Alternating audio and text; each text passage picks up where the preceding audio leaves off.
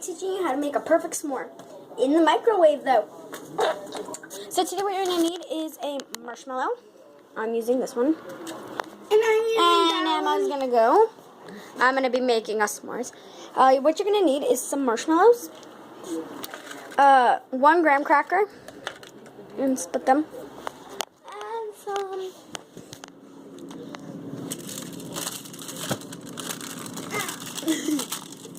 Gummy. And some Hershey's chocolate. So if you have those things, then keep on watching. Okay. So we're going to begin with putting our marshmallow on there. Oh, and you're going to need a microwave. Alright, let me switch go as it for 1 sec.